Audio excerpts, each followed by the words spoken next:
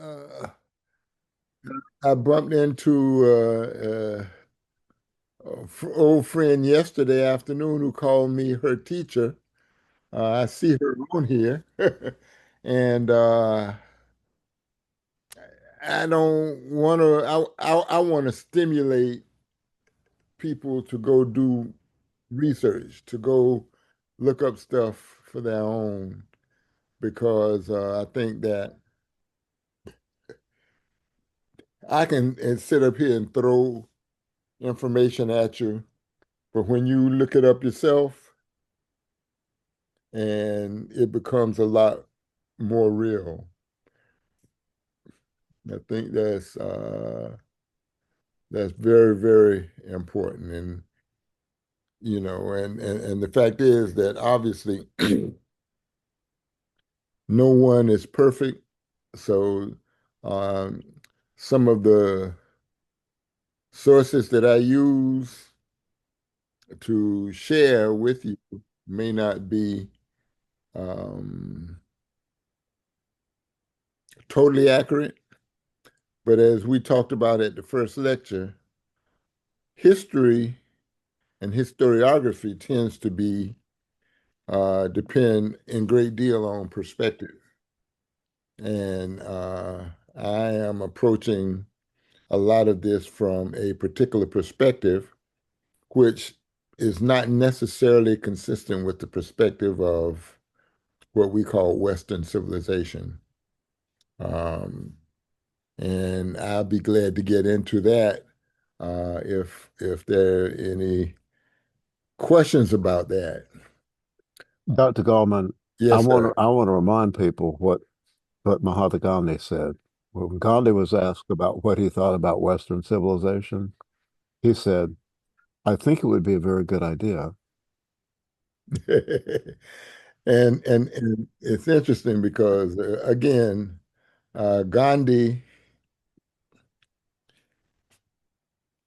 that should be a lecture on who Gandhi really was, because Gandhi gets all the cherry picking positivity, but Gandhi was also a racist, and he was also a supremacist, and I think that that needs to be exposed rather than cherry picking and making him out to be an all around good guy.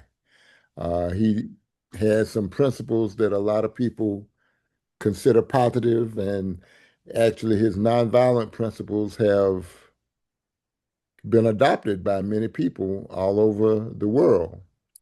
But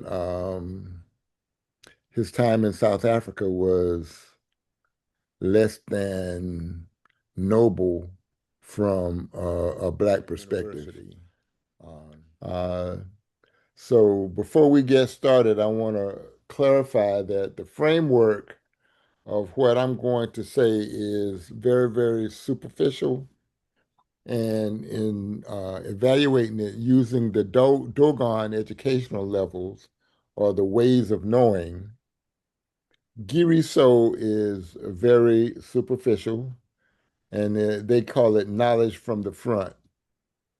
Beniso is knowledge from the side, or more subtle.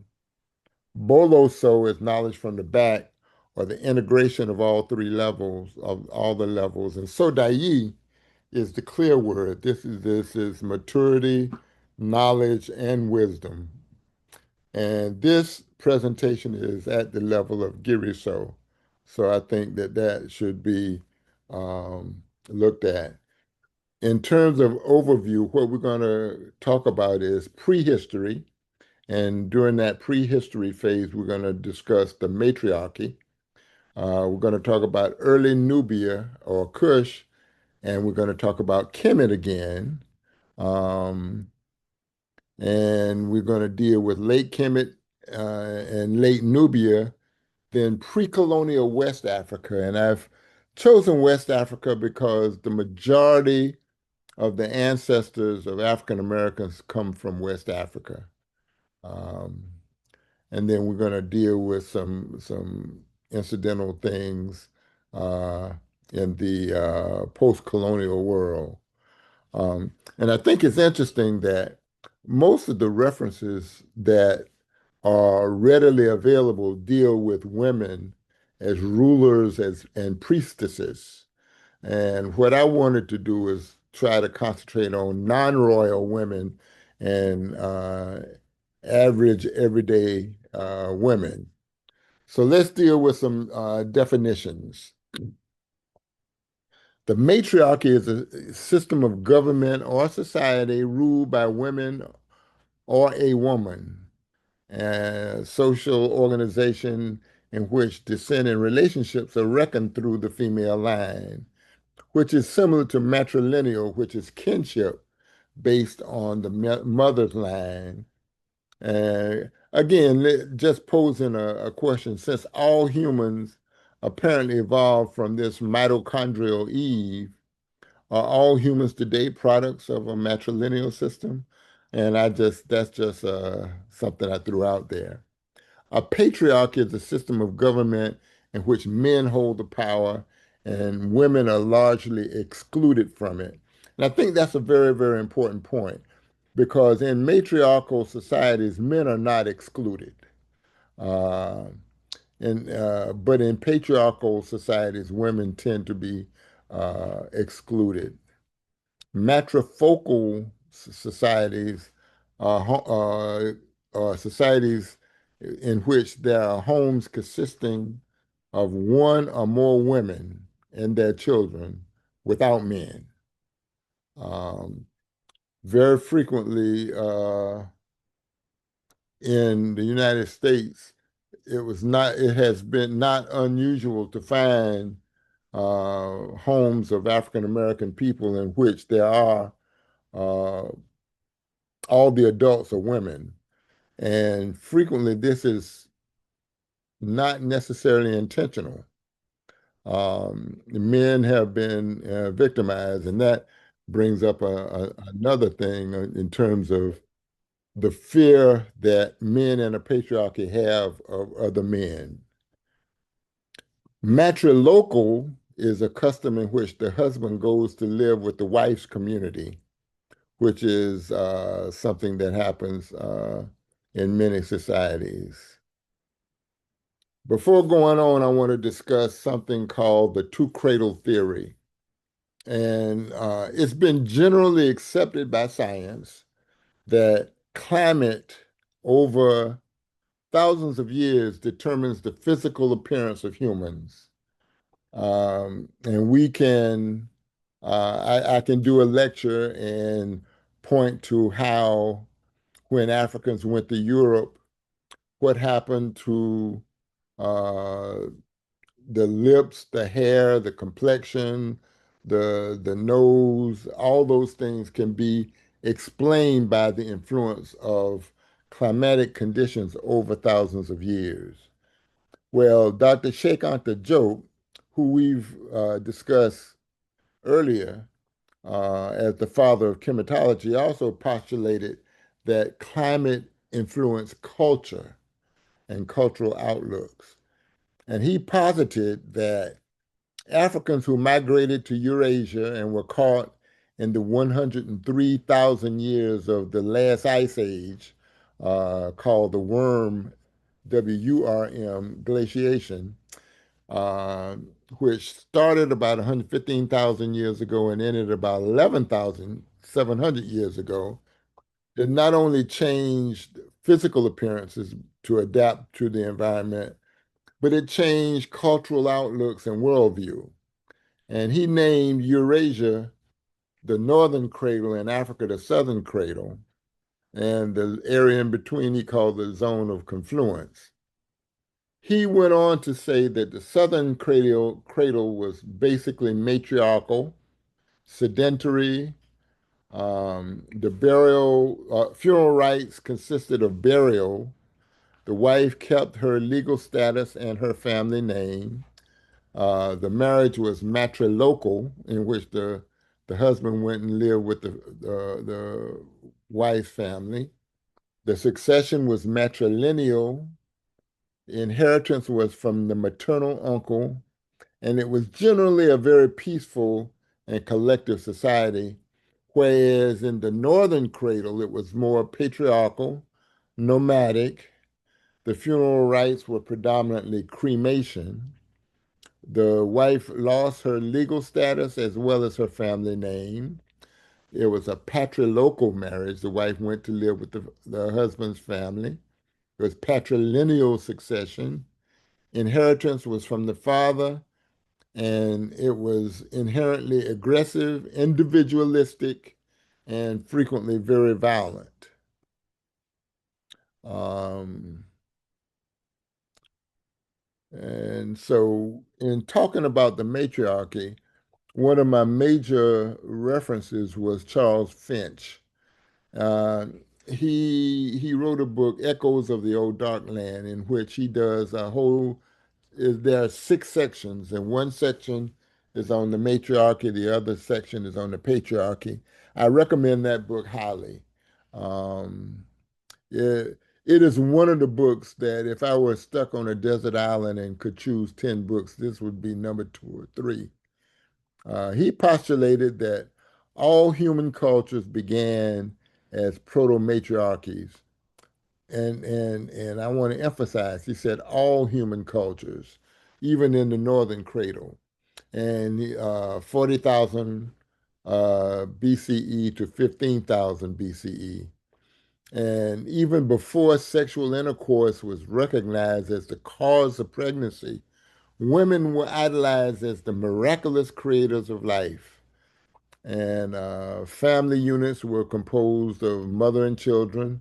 And there was something called a grandmother hypothesis, which held that a family unit of a healthy grandmother who was past childbearing age, her daughters and their children were the most successful family unit that did not, and that family unit did not engage on in a lot of warfare. I'm sorry. The mother was creator of life. She was life-giving and the nurturer, and she provided food because women were the discoverers of agriculture, and the woman was the giver of pleasure. So men, as hunters, uh, by the same token, were believed to have been the first to domesticate animals. So this was an arrangement in which women ruled dominant, but very peaceful. According to Finch, and I quote, the evidence available, available evidence point conclusively to the matriarchy as the first mode of human culture, society, government, and religion, end quote. And he held that most early indigenous cultures, as I mentioned, were matriarchal and matrilineal. However, many cultures that were called matriarchal were not truly matriarchal, but actually were matrilineal and matrilocal. Going to Nubia and Kemet, um, as we discussed, there's a lot of evidence that strongly suggests that Nubia was the parent culture of Kemet. Most Western Egyptologists and archaeologists vehemently argue against this, but they can't give real good arguments on that. We know that Nubia existed before the unification of Kemet and continued after the conquest of Kemet. And any historical evaluation of women has to begin with Nubia and Kemet. So women were respected and venerated in both those places. They were givers of life, experts in agriculture. They were conduit to the worship of goddesses. They were viewed equal to and sometimes superior to men. And they held powerful spiritual roles that earned them respect and admiration in society and contribute greatly to spiritual, political, and the economic development in Kush and in Kemet. And women were frequently located in positions of authority, civic, cultural, and religious. And as rulers, their titles frequently, okay, my computer is acting crazy, so it might be me. They were Ori and Kandaki, and who led their troops in battle. And they were priestesses, especially of Hathor, or as the Kemetic people call, and the people of Cush call Het Haru. Kandake, which is spelled like Candace, Candace, in English, wasn't just a female queen, but she was a queen mother. In fact, the whole concept of queen mother comes from Nubia. Um, and queen mother only through which future rulers could come. So all queens were not Kandake. Again, some queens were Quarry, which meant ruler, but if they weren't Kandake, they could not produce a future ruler. Solange Ashby, whose photograph I showed you all in I think, the second or third lecture, who is Egyptologist and anthropologist, views the history of Nubia based on three capitals. Um, and I'm developing a lecture on that, but it won't be in this particular series. And those three capitals were Kerma, Napata, and Meroe. And there were quite a few queens from the Meroitic era. And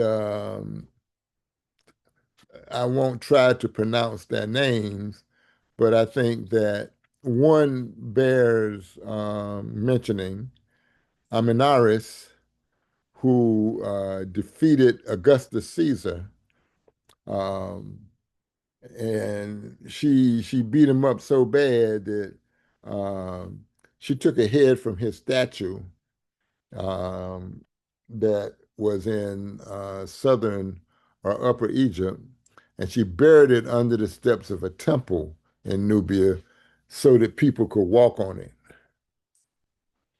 Several Kemetic queens were Nubian.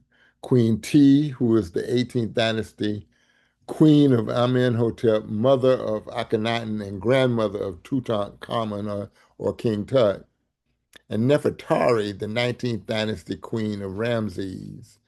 And as I mentioned before, at least four, maybe even more, of the pharaohs were female.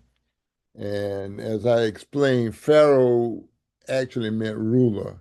It did not mean king. Um, Mary Neith in the first dynasty, Nitocris in the sixth dynasty, Merietre, Sobkare in the 12th dynasty, Sobekneferu in the 12th dynasty, Hatshepsut that we discussed in some detail in the 18th dynasty, and Tawazret in the 19th dynasty. There was a papyrus discovered on Elephantine Island in the Nile in Kemet, which gave a great deal of information about the status of women in ancient Kemet. The Wilbur Papyrus, which is kept in the Brooklyn Museum, gave information about the business and finances of women over several generations during the 20th dynasty. In fact, Herodotus, the father of history, and I say that derisively, said, quote, the Egyptians, in their manners and customs, seem to have reversed the ordinary practices of mankind. For instance, women attend market and are employed in trade, while men stay at home and do the weaving, end quote. Again, that was Western civilization trying to impose itself as normal. So, in a compare and contrast, women in Kemet versus women in Greece at the same time. First of all, we know that Kemet existed long before there was such a thing as Greece, and even long before there were Greek states or the Athens and Sparta and Peloponnesia and those places. But even after Greek conquered Kemet in 332 BC, Kemetic women had more rights and privileges than Greek women who actually lived in Kemet. Kemetic women could manage, own, and sell property in their own names. Greek women could not. All married women in the United States even couldn't own land until 1900, which gives you an idea of that. Whereas in before Christ, in the BC, before the Common Era, Kemetic women could manage, own, and sell property in their own names. On the death of a husband, the wife inherited two-thirds of the community property, with a third going to the children. Greek women could not own property. Excuse me. Kemetic wife could sue for divorce. Greek women could not. As a matter of fact, women in the United States couldn't sue for divorce on the same terms as men until 1937 Matrimonial Causes Act. In the 19th century, they could only sue under limited circumstances, such as adultery, cruelty, and desertion. It's interesting. In my genealogy studies, I come across quite a few bulletins in newspapers in which husbands uh, announcing that their wives have left and they are no longer responsible for any debts that the wife accumulates. And that happened. I was surprised at the sheer number of those notices. Um, After marriage in Kemet, a woman remained independent and continued to own and control the assets that she brought to the marriage, whereas Greek women had to rely on male family members, father, husband, and son. Kemetic women could own businesses, had independent control of her finances, could serve as witnesses, and could actually represent themselves in court.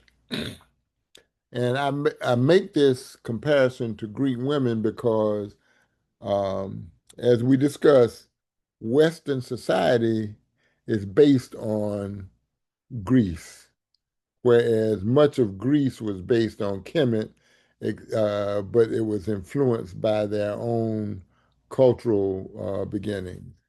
So if we move to medieval West Africa, uh, medieval being, say, from the 12th, 13th century up until the 17th century, in West Africa, women held significant political power, frequently on par with men in frequently parallel institutions.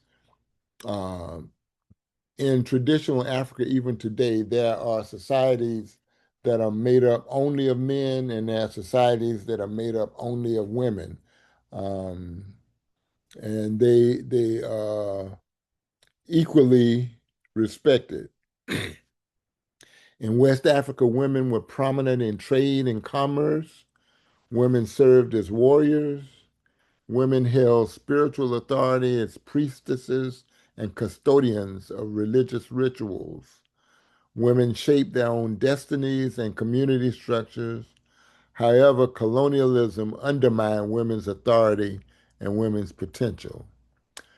Whereas in Europe, most women were legally and culturally considered to be the property of their nearest male relative. Second class citizens, they were second class citizens subordinate to men in almost every aspect of life. Formal universities did not admit women in Europe. Certain women, such as widows, freeholders, and some tradeswomen, could act as independent economic agents, own property, and appear in court, but this was limited. And women's experiences depended on class, marital status, and local custom. But the norm in Europe was the suppression of women. I mentioned that women in West Africa could serve as warriors. Um, and I think that the Agoge in West Africa were women warriors, whereas there were no women warriors in Europe. Um, Now, one exception was in Sparta, women underwent warlike training, but were not allowed to go to war. But in Sparta, as opposed to the other Greek city-states, women could own land, uh, but the norm was not. In pre-colonial Africa, it's interesting that there was an African concept of gender, whereas the mother, grandmother, mother-in-law, sister, and daughter were more important to a man than his own wife. African families were and still are extended and not nuclear. And these families included the living, the ancestors, which included those not yet born. Um, Gender relations were not binary. Much of the literature holds that Africa was matriarchal and matrilineal pre-colonial in pre-colonial times. And that literature states that the aggressively and fiercely patriarchal European colonizers imposed patriarchy on Africa. And it's interesting, I have some friends who come from Africa who adamantly deny that Africa ever had matriarchal cultures. These are all men. Although Dr. Sheikh Anta Diop did extensive research, and in his book, Pre-Colonial Black Africa, uh, gives that information with documentation. And Dr.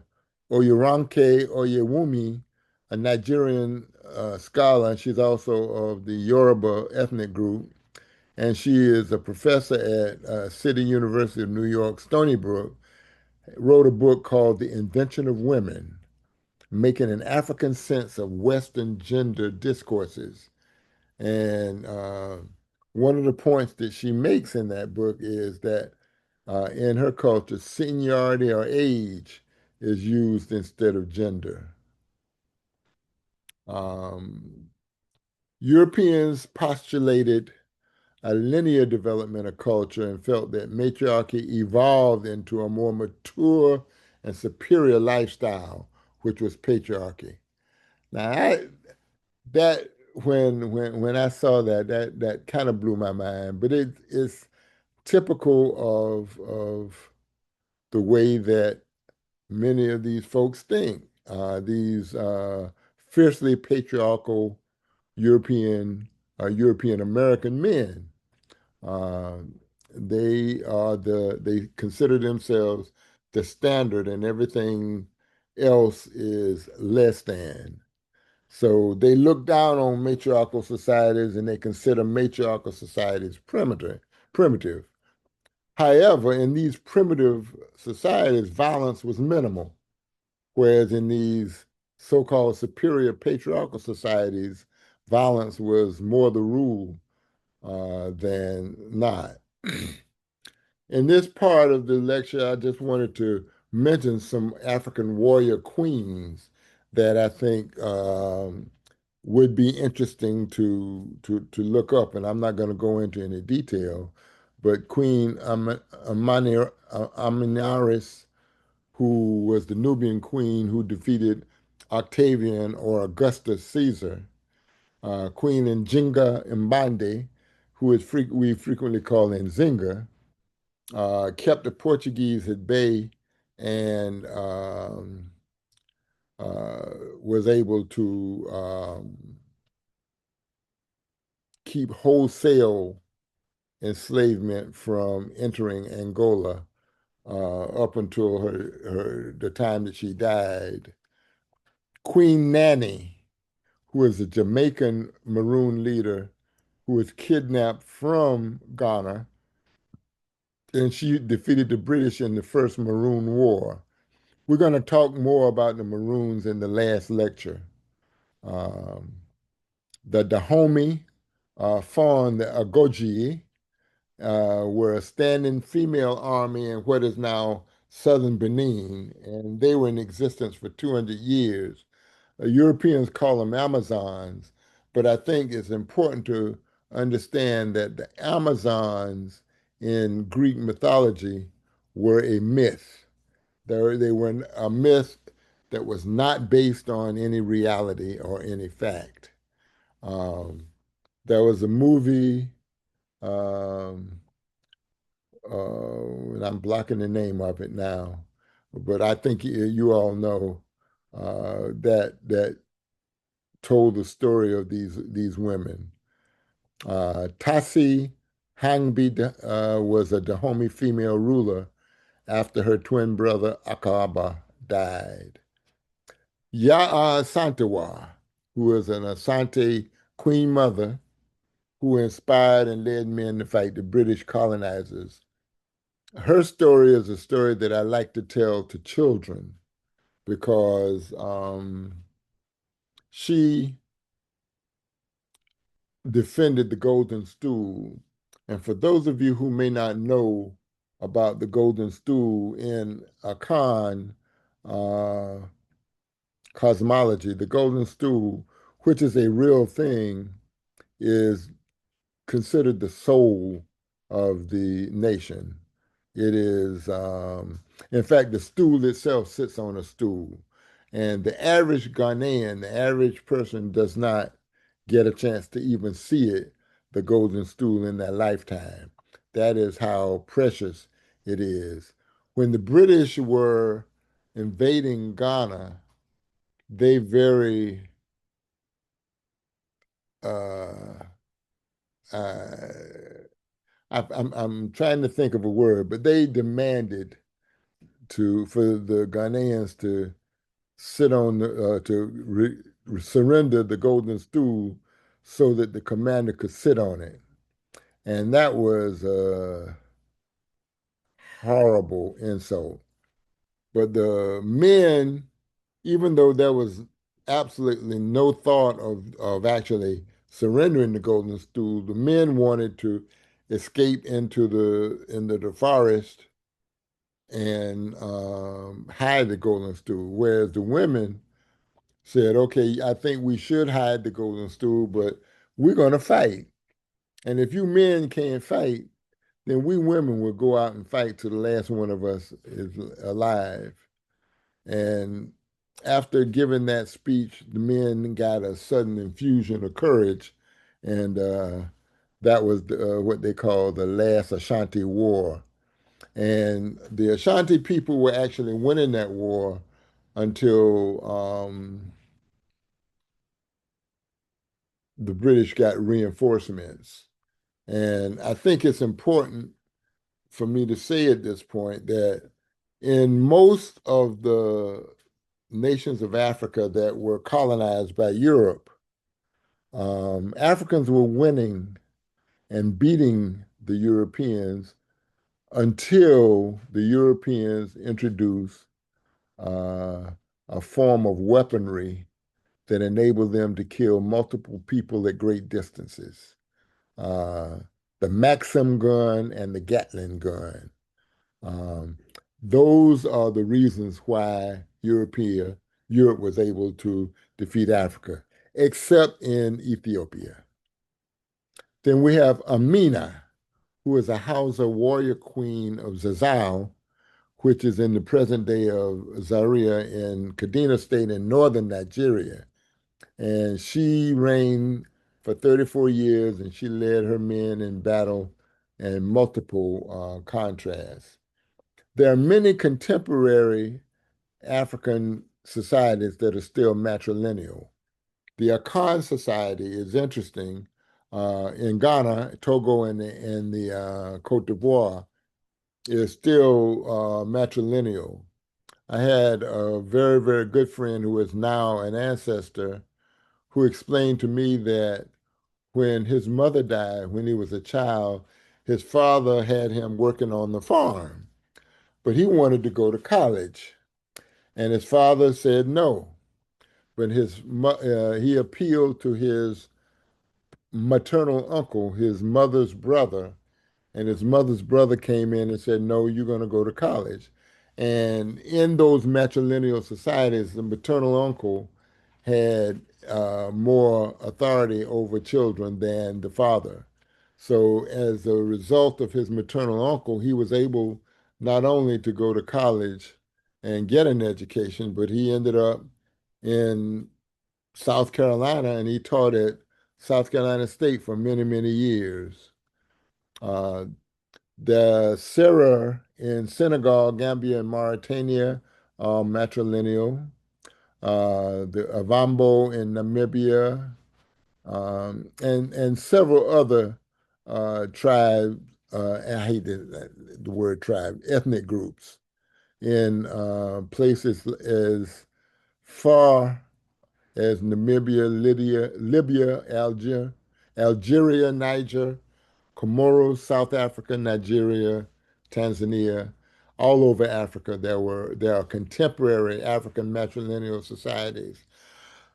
And it's interesting, a lot of these ethnic groups um, are people who were not, their nation may have been colonized, but they were probably a little bit more distant from the main colonizers, so they weren't affected as greatly by the colonizers.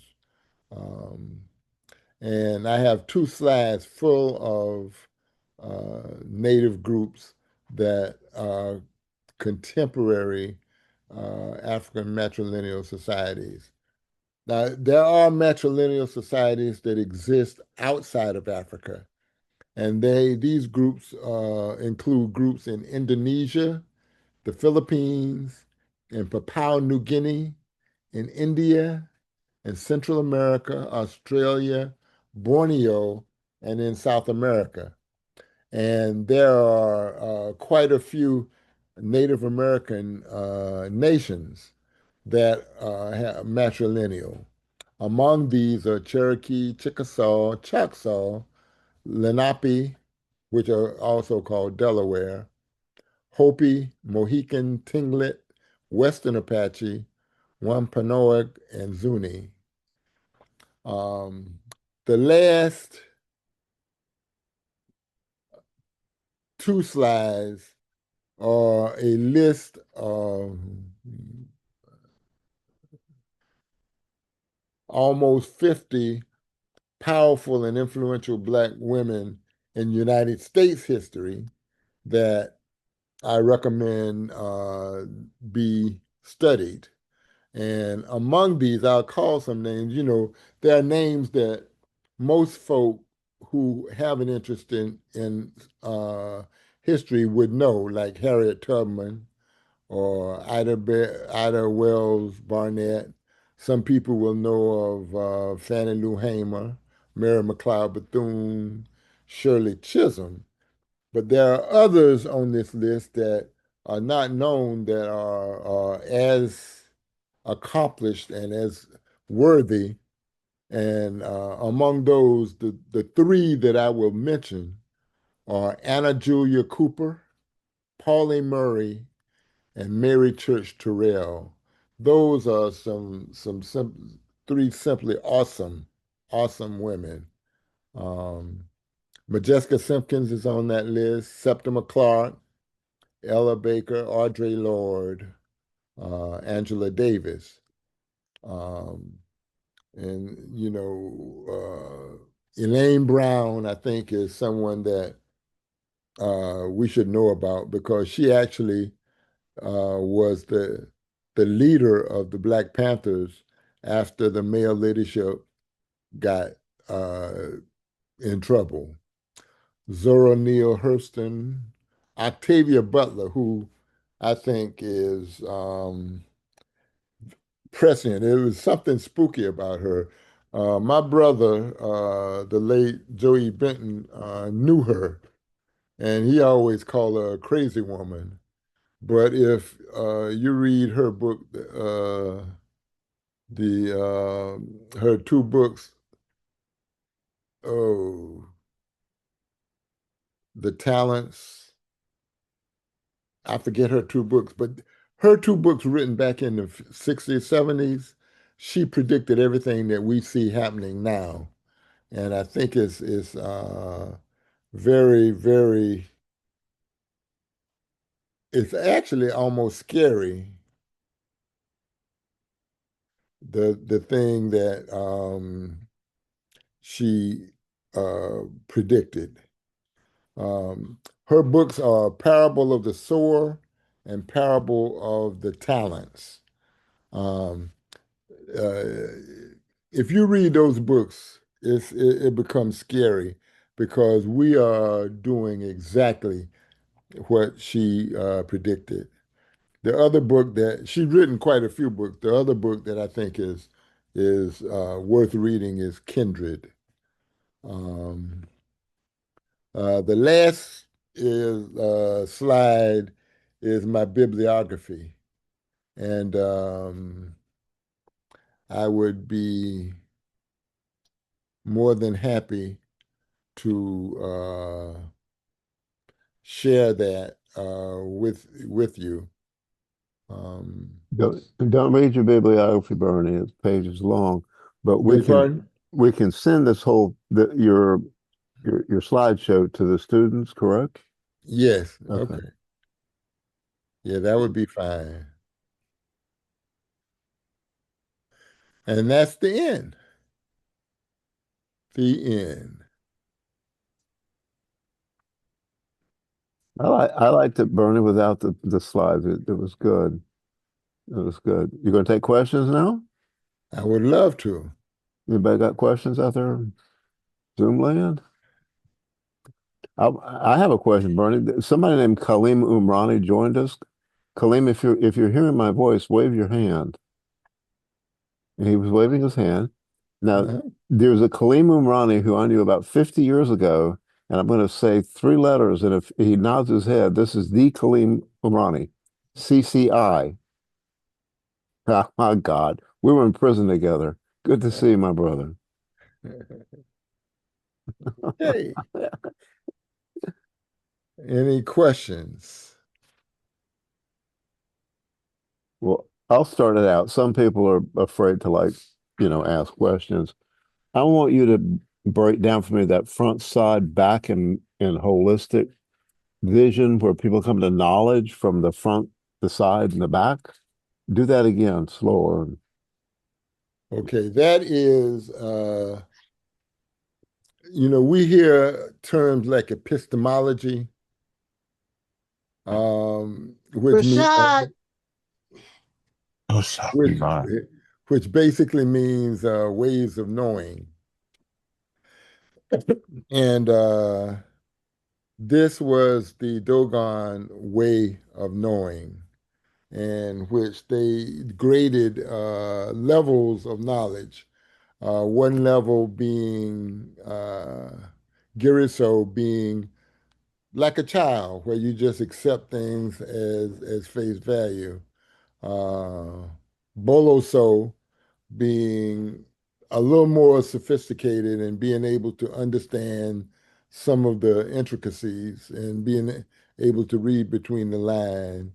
Beniso being the ability to combine that and to be able to have some maturity in terms of your handling of information.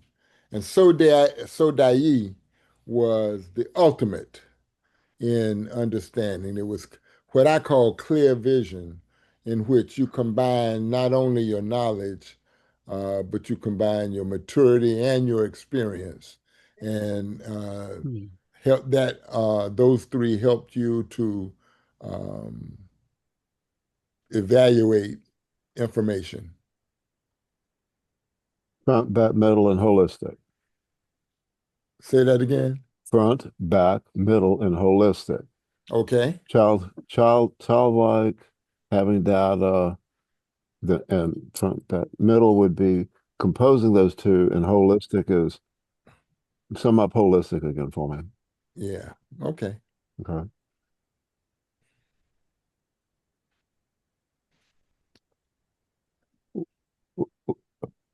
Burnett, I can't believe I'm the only person that needs to ask questions. Hey, Bernie, I wanted to ask one. Here we go. Okay. I was waiting. And you probably went over it already. You didn't, you were not showing slides. I came late, so you weren't showing slides? Yeah, I couldn't make it work. Oh, okay. Um, how important are people's origin stories, or should we say their Genesis narrative, in the development of their societies, their institutions, and their ways of living and knowing? I alluded Here's to where that. I'm going by Okay. you. Um, Great lecture, by the way. um, Talking about the freedom um, women had in post pre-colonial Africa. Is there a connection between their understanding through theology, their origins and beginnings, and the way that societies were built? Yeah, we dealt with that kind of peripherally, not in that in a theological manner, in talking about the two cradle theory. Um, and the two cradle theory, based on the climatic conditions that they experienced, influenced their outlook, which influenced their creation stories. And the creation stories very frequently um, reflected the the climatic conditions that they come from. In Africa, because the weather was not harsh and food was not hard to come by, they tended not to be aggressive, and so their creation stories tended to be uh, very positive, if you will. Whereas the creation stories from those who experienced the Ice Age over 100,000 years, their creation stories tended to be more harsh and dealt with competition more so than cooperation. And their creation stories reflected that. Does that answer your question? Kind of, sort of, but I was going to say, I'm really asking if you see women come from the rib of a man, then I should expect the society to be built on patriarchy. If I see women as the creator, as part of creation, then I should see that in my society because your society is never going to be different than your theology about how you came into existence. Okay. Yep, I can buy that. Okay. And that everybody, and that's not a condemnation of other groups, that's just an understanding that all groups have an origin story. And if you were to talk to the Cherokee, any Native American around the world, they have an origin story. And in that origin story, it's going to tell you something about the social order the society is going to build because you're not going to make them any different. They're not going to be opposite each other, in other words. They're going to be in complementary to each other. So it would be natural if you look at the Kemetic story where women hold a significant piece in their creation story to build a society based on matrilineal systems. And it would be normal for a society where the woman comes from the rib of a man for it to be hierarchical and patriarchal.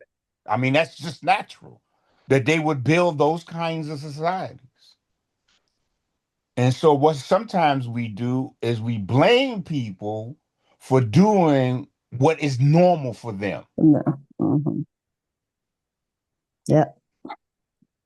Okay. Carolyn, you've unmuted. You've got some. Our millennials really laid it out for me. Can you hear me? Yes, ma'am. Oh, may I speak now?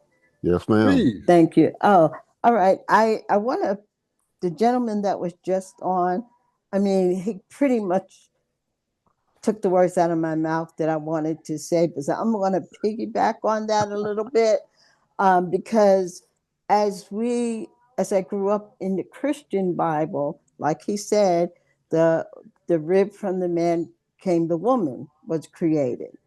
And so she was to submit to him by, I'm seeing as she submits to him, she's taking away, or he's taking away who she really is, her power. And as when in the 60s, when I got married, everything had to be in his name. I couldn't have a credit card, nothing in my name. As I got to learn better or know better, knowing who I am and what I'm about, I took back my maiden name and I took back my identity. But by doing that, it hurt him. You get where I'm coming from? And by me taking back my power, who I decide, my name, this is who I am, he became, I can't think the word now, but it did hurt our marriage. It did say to him that he was no longer the person that we were truly going to be equal, or not at all.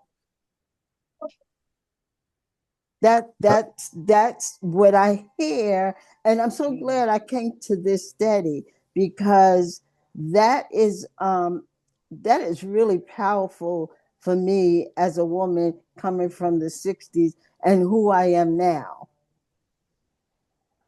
Thank you, Carolyn. Yeah. Thank you. Any comment from the doctor? I have absolutely no comment. Okay. I think you express yourself extremely well, and Mhm. it gives a really, really good view of the system that we're currently living under. Mhm. Yeah. Dr. McKinney. Yeah, as I listened to this, it reminded me, I took an anthropology course back in college. I guess that was 50 years ago. And we discussed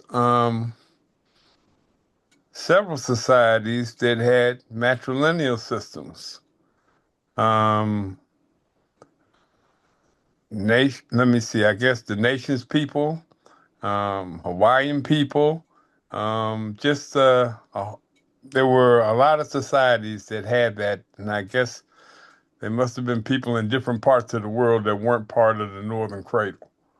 So is this patriarchy, do you think, associated pretty much with the Northern Cradle, and the matrilineal sort of line of development was in areas where the climate wasn't so harsh?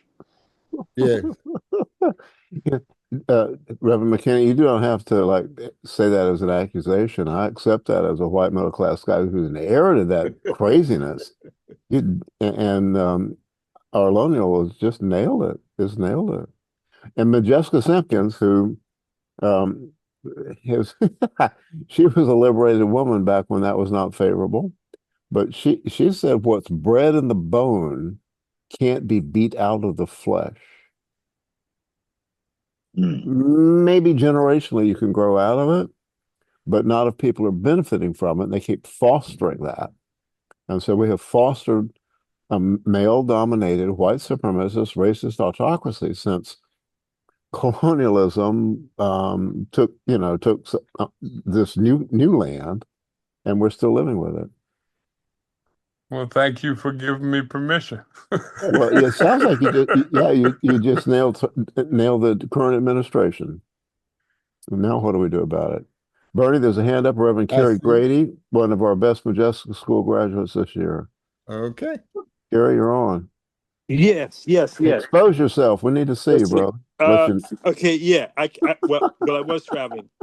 So a couple of things. One, I think that the matrilineal lineage concept is a part of who descendants of enslaved Africans are, whether we name it as that or not. So prime example. Prime example. Um, the phrase "Big Mama." Most times, even if there was a strong black male around, Big Mama is the boss. Mhm. Okay, most of the black institutions in America that grew as a result of the institution of slavery, women are the main leaders and the majority. Now, they may not be acknowledged, but they are the backbone of those institutions. Case in point, the black church. The black church has always been made up of women. Okay, now then let's look at this. Most black families in America, the children are closer to what side of the family? The Most mother's children, side. the mother's side. So this matrilineal piece is innately a part of us, and still exists, minus some of the acknowledgments, but it's still very much there. There's an exercise I do every year at church. I ask people to close their eyes, and if you had to create an image of Big Mama, what would that image of Big Mama be? And do you know what most people say? That image would be the closest thing to God. Wow. So I just want to leave that there. So I agree with everything that's been said, but I believe that we still practice that unconsciously and unknowingly. I certainly don't disagree with you. Interesting. I want to mention just something that also contributed to that also, aside from the fact that it was inherent, is that the only challenge to a patriarchal society are other men. And in the process of enslavement and dehumanization, because the enslavement was aimed at whole people, the targets were mostly put on men because they recognized in their limited vision that men were their main opposition. And we're fortunate that that happened because they did not recognize the status and the strength of Black women. And it is through the strength of Black women that we, as African people in America, are still in the condition that we're in, because it could have been far worse had they understood just how powerful African women were. So I think that that also contributed to the already inherent uh, matriarchal tendencies in African people. I agree with that. I agree with that.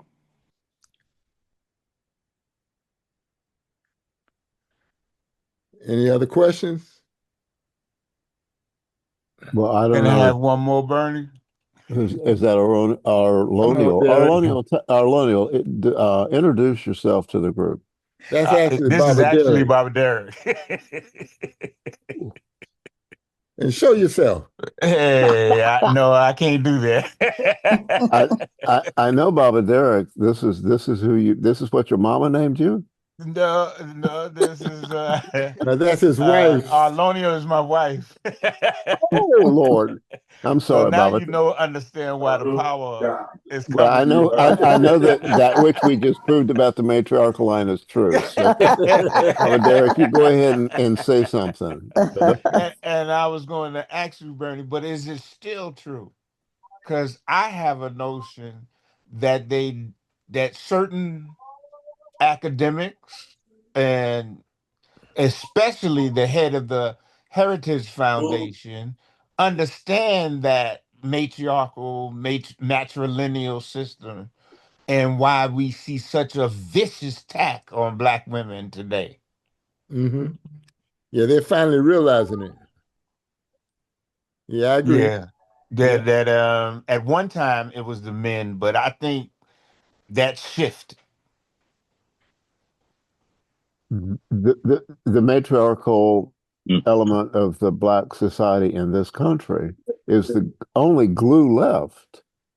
Young Black males have very little future. And we have done that which is that people have said for a long time. The worst thing a society can do is create a class of people with nothing to lose. And young Black males are that society now. We've got Kalimu Ronnie has raised his hand. Yes. I just like to ask, could the understanding about the patriarchal system have been misunderstood or misinterpreted by those who enacted the policies and the laws to support their belief in patriarchy? Patriarchy could be a proper way, but the interpretation and the implementation of the laws and the policies led to uh, a misunderstanding of how to implement the leadership of the men in that in the families and in the society. Excuse me, brother. Sister Carolyn, can you mute? Okay, I'm sorry. Go ahead. I just was thinking that when we equate when we speak about the Bible and the interpretation of patriarchy, but when we come into a society like ours, the rules and the policies that was put in place to put men above women, so to speak, might have been a serious, gross misunderstanding of how to apply patriarchy. That's what I'd like to put forward to the discussion. Not that it was wrong. Uh, the matriarchal system in many countries that many African tribes were there, but the men did have a role to play, and the women played a role, I think, also in those societies. And so maybe the implementation here was just a misunderstanding of how to apply uh, uh, that. That's what I'm asking and putting forward. I would agree and disagree. Um, my agreement is that in African and other places where matrilineal succession and and matriarchy exists, there is a more of a dual system. It's not women dominating. It's not women dominating to the exclusion of men. Um, the conditions that emanated from the 100+ thousand years in the ice, however, did just the opposite with the patriarchy. And it created a system in which women were um, undervalued, they were dominated, and they were rendered to be less than. I don't think it was a misunderstanding. I think it was just what happened to them. Um, I think that if to this day, if those people who are now in matriarchal societies were placed in a time bubble of ice for the next 100,000 years, they would emerge, most likely emerge patriarchal also. Hmm. Because I think that the conditions, men generally tend to be physically stronger, so that survival in harsh Uh, conditions uh, kind of depends on men. And I don't think it was a misunderstanding. I think it was a condition. And I'm not saying that it's right or wrong. I'm saying it is. It is something that has occurred, and it is real, and it's something that I think that um, it would behoove us to look at, to face, and I don't think that, and I'm getting ready to open up another can of worms here. I don't think that feminism is necessarily the answer because, as my sister at Howard University says, in the very first speech, and I gave her some props at the very beginning.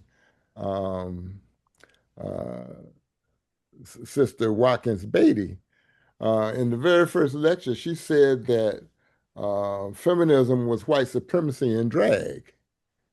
And I think that in many cases, the radical feminists want to act as men so that basically they just want to experience what we now experience as patriarchy under female dominance rather than male dominance. mhm.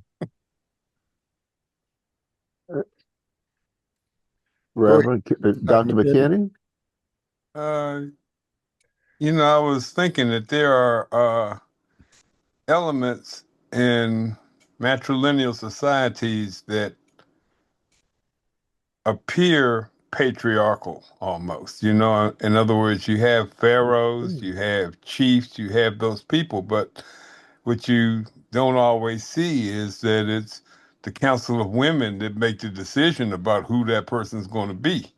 That's right. So it may look like, when you first look at it, if all you know is patriarchy, when you see it, you think that's patriarchy too. But I don't That's know. true. I was just throwing that out. One of the things that struck me in my very first trip to Ghana, and which was extremely educational, was that the in the Akan, among the Asante people, the Asantehene, which is the king of Asante, is is not automatic. There's a council of women, of queen mothers, who choose from a pool of as many as 20, 30, maybe even 50 people who are candidates, uh, and they choose who they feel would be the best leader. So, again, I think that exemplifies something that you just said. And we know that in ancient Kemet, the passage of rulership was through the female line, that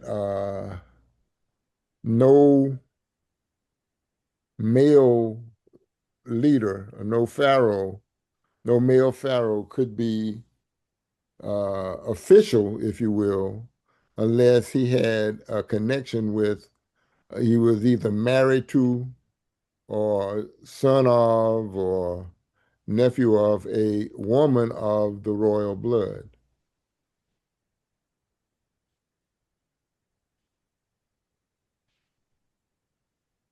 Dr. Gallman, I'm interested in a comment that you made concerning uh, people who finally, when did they finally make a connection between sexual intercourse um, and pregnancy. And my understanding is that among all societies, uh, people watched animals and began to understand, even though the human gestation period is extremely long in comparison to, say, a dog or chicken or something like that. They could watch the activity of animals and made some association, surely, about that activity. Um, but the facts are that people did not understand the biological importance of that activity until the first quarter of the 19th century. We weren't privy to the ideas of ovum and sperm connecting and taking these scientific, what we would say as scientific evidence of fertilization and all those things. What was interesting to me is that I guess, I don't know whether you call them historians or sociologists or what, but uh, they assume that when humans began living with dogs and domesticated them, that they began to see this relationship.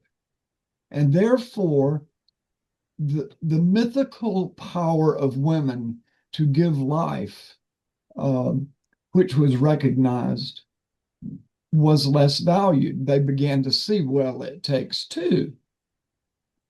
And this is evidenced in a in a decrease, rather, of matrilineal successions, especially in Asia. The fact that it didn't necessarily do the same thing, south of the equator, is that those same sociologists, these people said that it's because of the agrarian nature of the Southern societies that people who used hand tools were more likely to be matriarchal in succession rather than patriarchal, and that the hunter-gatherer that we typically ascribe, with spears and clubs and the violence associated with procurement of meat, rose in the northern areas.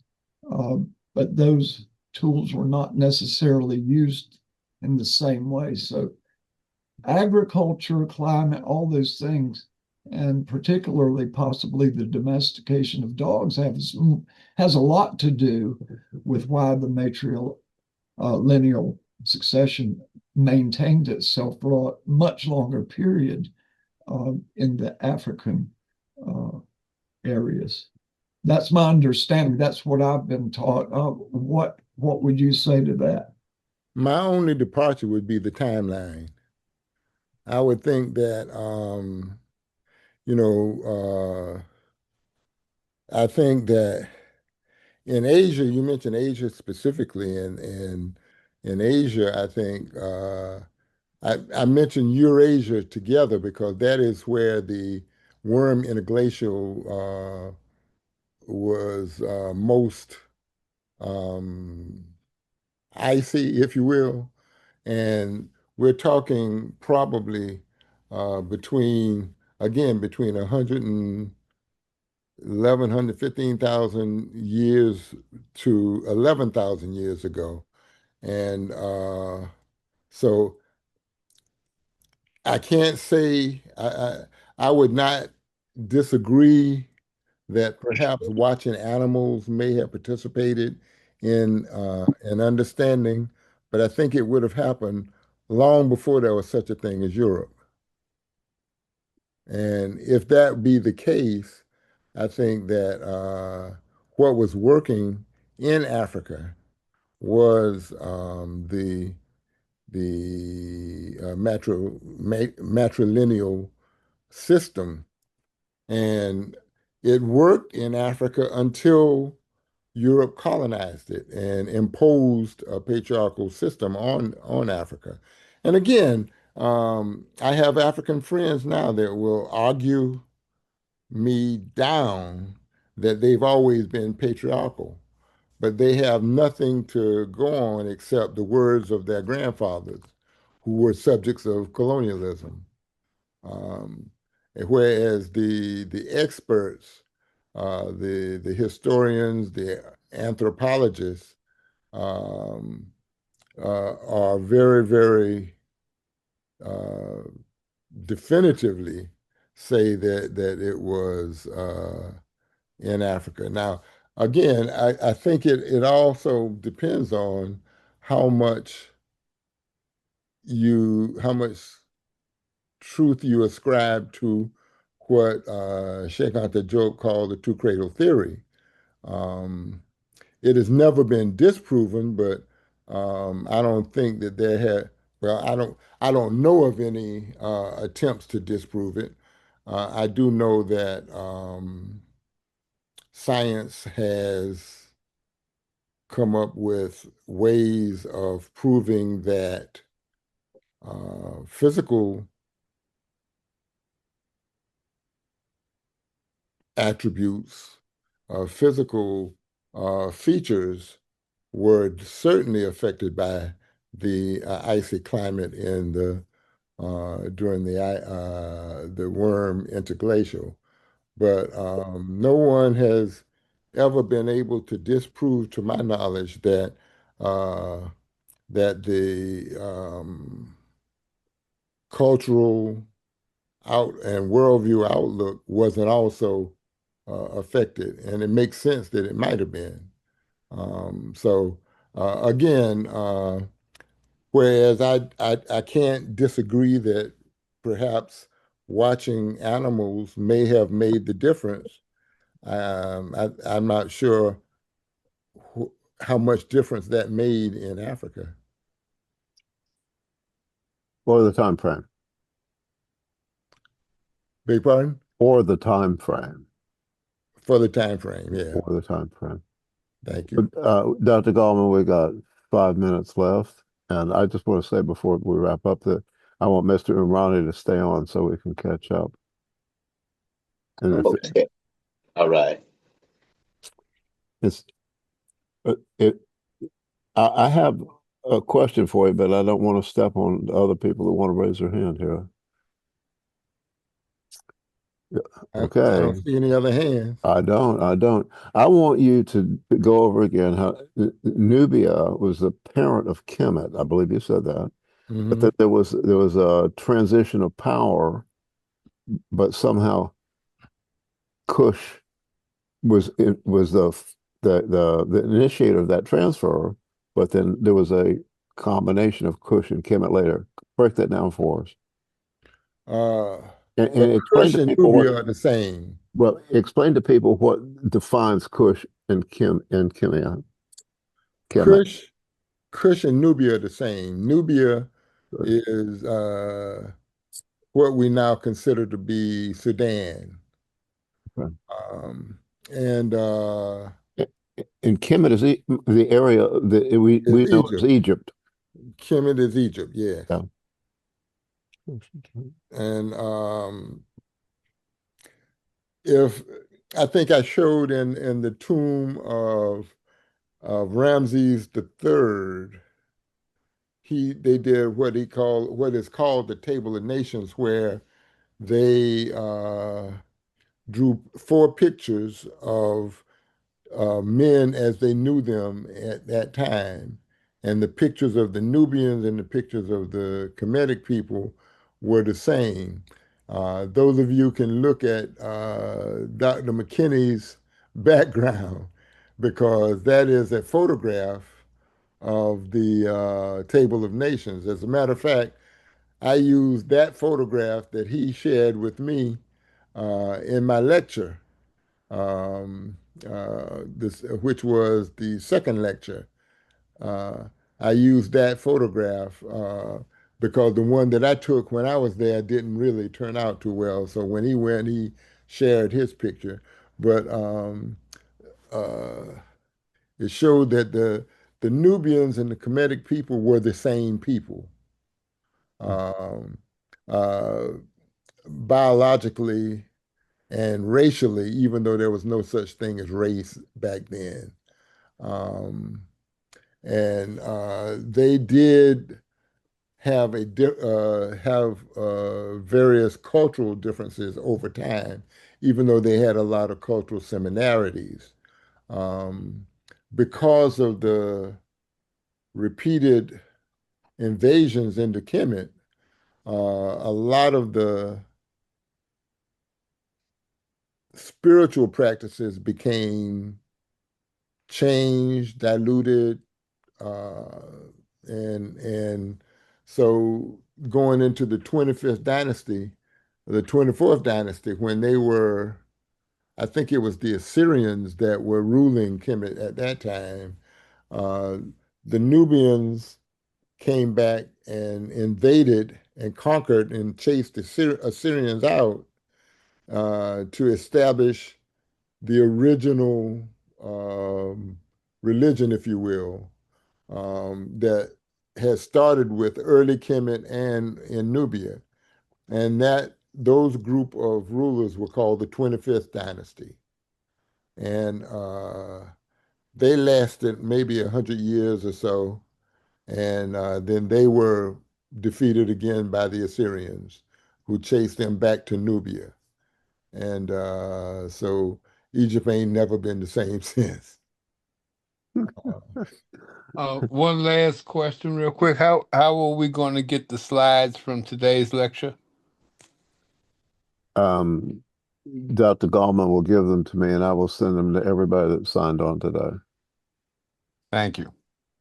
Thank you. And y'all need to be mindful if you ask Dr. Gallman a question, you're going to have to come back and figure out what the hell he said. But I, I want Dr. Gallman, tell us what is up for next Sunday. Okay, good. Next Sunday, we're going to be talking about the golden age of West Africa. Again, as I mentioned early on, most of the ancestors of most African Americans today came from West Africa. Uh, Mm, mm, and so I'm going to talk about some of the high points of medieval West Africa, which was the golden age. And I'm going to do again, I'm going to do a compare and contrast to Europe during the same time period. Um, and just so that, and I do that because one of the fantasies that people try to justify enslavement and colonization used frequently is that Africans had no culture and they were ignorant and they were barbaric and they needed to be enslaved in order to be made civilized. And there are actually some people who actually believe that mess even today. So this lecture is directly aimed at that. I think you just described the Trump administration, sir. Um, Unfortunately, I described 70 million Americans. there you go. There you go. There's a few left, woke folks. But the Modjeska School, I want you all to know that we're going to start doing some short courses. And the graduate level course will be starting again next March. It'll be the 12th year. And I want you to know that the work that we're doing is where the woke come to get wide awake and understanding what we need to do to solve the problems that the woke are aware of. It's a movement. It's a generational investment, and we're on for the ride. Dr. Gallman, you want to wrap it up for us? I want to thank everyone for their attention. Particularly enjoy the questions. And I'll be traveling next week, but I'm going to tune in from the hotel and hope we don't have any problems like we did this week. I'm going to All right. work on that. Well, I liked we had more time to talk this time, Dr. Gallman. Think about it. Okay. All right. Well, thank you all. Appreciate it. Kaleem, hang on with me. I want to talk with you. Cecil, you want Mr. Cahoon, you want to stay? Because I need to talk to you too. Okay. Good night, everybody. Good night.